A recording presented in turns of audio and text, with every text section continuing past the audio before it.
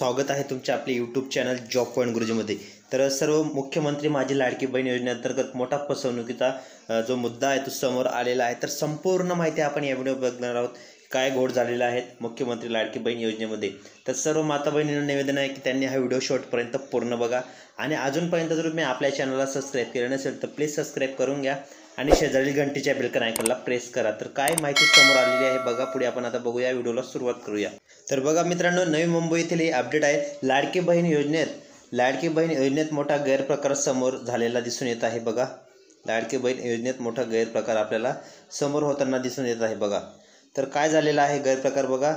सातारा येथील एका पठ्ठ्याने चक्क 30 अर्ज भरले। बघा, 30 अर्ज दाखल करत शासनाचे 1000 रुपये लाटले आणि नवी मुंबईतही कारगरमधील महिला पूजा प्रसाद यांनी महामुनी यांच्या आधार कार्डचा गैरवापर झाल्याचे समोर आल्यानंतर पनवेल तहसील कार्यालयात तक्रार केल्या असता या प्रकार समोर आलेला आहे।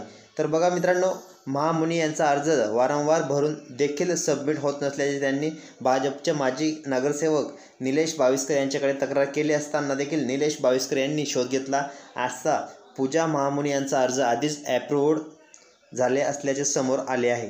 तर बघा मित्रांनो, काय आहे संपूर्ण माहिती आपण या व्हिडिओमध्ये बघणार आहोत, त्यामुळे हा व्हिडिओ तुम्ही थोडा पण अनस्किप करा। अतिशय महत्त्वाची माहिती आहे बघा। लाडकी बहीण योजनेअंतर्गत सर्वात मोठा बदल बघा, मात्र त्यांच्या आधार कार्डला सातारा येथील जाधव नामकीन व्यक्तीचा मोबाईल नंबर ॲड झाला होता।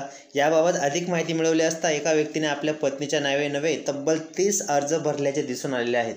30 वेळा अर्ज भरलेले असे 30 वेळा अर्ज भरल्याचे दिसून आले। विशेष म्हणजे बाब 26 वेळा हे पैसे देखील त्याच्या खात्यात जमा झालेले आहे। बघा, जमा झाल्याचं असल्याचं सांगण्यात आलेलं आहे। त्यामुळे म्हणजे 3000 रुपये प्रमाणे 78,000 मिळवल्याचं सांगण्यात येत आहेत।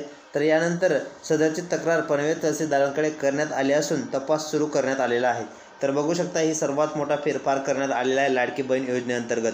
तर बघू शकता, तर लाडकी बहीण योजनेअंतर्गत बघा, दरम्यान काही दिवसांपूर्वी असाच काहीसा धक्कादायक प्रकार यवतमाळ जिल्ह्यातील समोर आला होता। यवतमाळ जिल्ह्याच्या आर्णी येथील जाफर गफ्फार शेख असं या तरुणाचे नाव आहे।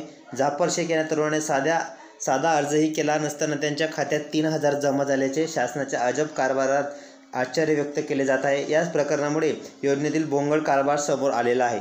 तर बघू शकता, एका व्यक्तीने तब्बल 30 अर्ज भरल्यामुळे त्याला डायरेक्ट 78,000 रुपये त्याच्या खात्यात जमा झालेले आहेत। तर लाडकी बहीण योजनेअंतर्गत हे काय चालू आहे, सर्वात मोठी धक्कादायक अपडेट समोर आलेली आहे। त्यामुळे लाडकी बहीण योजनेअंतर्गत हा नवीन आता बदल झालेला आपल्याला दिसून येत आहे। बघा, लाडकी बहीण योजना हे काय चाललेलं आहे असं सर्वांचा पण प्रश्न उपस्थित होत आहे आणि लाडकी बहीण योजनेमध्ये असा धक्कादायक प्रकार समोर आपल्याला दिसून आलेला आहे। तसेच बघा मित्रांनो, तर नवी मुंबई येथील ही घटना आहे सर्वात मोठी बिग अपडेट समोर। लाडकी बहीण योजनेत 30 अर्ज दाखल करणारा, तर याच्यावर आता तपास सुरू आहे मित्रांनो। तर बघू शकता की लाडकी बहीण योजनेत तब्बल 30 अर्ज भरल्यामुळे त्याला 78,000 त्याच्या खात्यात जमा झालेले आहे। तर ही आताची सर्वात मोठी बिग अपडेट आहे, लेटेस्ट अपडेट आहे, ब्रेकिंग न्यूज आहे। तर मित्रांनो, बघू शकता की लाडकी बहीण योजनेमध्ये नवा फेरफार करण्यात आला, तर त्याचा तपास सुरू होणार आहे आणि त्याच्यावर गुन्हा पण दाखल होणार आहे। त्यामुळे कोणत्याही प्रकारे तुम्ही असं अप्रूव्हल डिसअप्रूव्हल जर झाले असेल तर तुम्ही नवीन अर्ज भरा, पण कोणत्याही प्रकारे तुम्ही असं छेडछाड करू नका किंवा बेकायदेशीर होईल असं काही काम करू नका। त्यामुळे शासनाच्या नजरेमध्ये तुम्ही गुन्हेगार साबित होणार आणि तुम्हाला जेल पण होणार आहे। तर अशा पद्धतीने बघू शकता की लाडकी बहीण योजनेमध्ये भरपूर असे गुन्हेगार जे आहेत ते आता सापडणार आहेत आणि लाडकी बहीण योजनेमध्ये हा सर्वात मोठा बदल झालेला आहे। तर अशाच नवनवीन अपडेटेड माहिती बघण्यासाठी सर्व बहिणीने आपल्या चॅनलला पटकन सबस्क्राईब करा आणि शेजारी घंटीच्या बेल आयकॉनला प्रेस करा, म्हणजे नवीन अपडेट नवीन माहिती तुमच्यापर्यंत लगेच भेटत राहील। तर भेटूया पुढच्या व्हिडिओमध्ये।